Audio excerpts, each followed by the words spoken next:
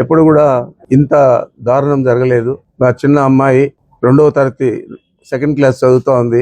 ఇంటి ముందు ఆడుకుంటా అంటే ఆమెను ఎత్తుకెళ్ళిపోయి దారుణంగా సమ్మర్ స్టోరేజ్ ట్యాంకులు తేలే విధంగా చేయడం జరిగింది.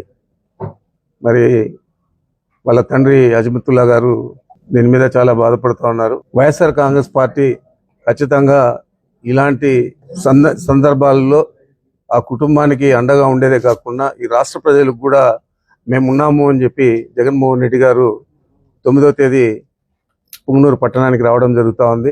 మరి పోలీసులు ఎప్పుడు లేని విధంగా జరిగిన ఇంత అన్యాయం జరిగితే వాళ్ళ కుటుంబానికి దాని మీద చర్యలు తీసుకోకుండా కాలయాపన చేస్తూ ఉన్నారు.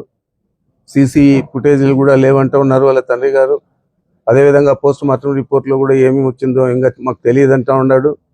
మరి ఇంత దారుణం జరిగిన తర్వాత పోలీసులు నిస్సహాయంగా ఎందుకున్నారనేది ప్రశ్నార్థకం. మరి ఏమీ జరగకపోయినా కానీ మదనపల్లిలో స్వయాన డీజీపీ గారిని, ఇంకొక అడిషనల్ డీజీ గారిని, సిఐడి అడిషనల్ డీజీ గారిని ఇద్దరిని కూడా చంద్రబాబు నాయుడు హెలికాప్టర్ ఇచ్చి పంపించాడు. మరి ఇట్లాంటి విషయాలకు చొరవ తీసుకొని ప్రభుత్వంలో ఉన్న మంత్రులు కానీ ముఖ్యమంత్రి కానీ పనిచేయాలా లేదా అని నేను ప్రశ్నిస్తూ ఉన్నాను. తప్పకుండా దీన్ని పెద్ద ఎత్తున మేము కార్యక్రమంగా తీసుకొని దీని మీద సరైన సంజాయిషి, సరైన దోషులను పట్టుకోకపోతే ఈ పోలీసులు వారి అసమర్థత మీద మేము తప్పకుండా తగిన విధంగా స్పందిస్తామని చెప్పి నేను మీ ద్వారా మనవి చేస్తా ఉన్నాను. 9వ తేదీ నాడు మా నాయకుడు జగన్మోహన్ రెడ్డి గారు పుంగనూరు పట్టణానికి మన అజమతుల్లా గారి ఇంటికి వచ్చి వారిని పరామర్శించేదే కాకుండా దీని మీద రాష్ట్ర వ్యాప్తంగా కూడా వైఎస్ఆర్ కాంగ్రెస్ పార్టీ తీవ్రంగా స్పందిస్తుందని చెప్పి మీకు మనవి చేస్తూ ఉన్నా. వారు దాదాపు 10 గంటల సమయంలో మన పుంగనూరు పట్టణానికి బెంగళూరు నుంచి హెలికాప్టర్ ద్వారా రావడం జరుగుతుంది.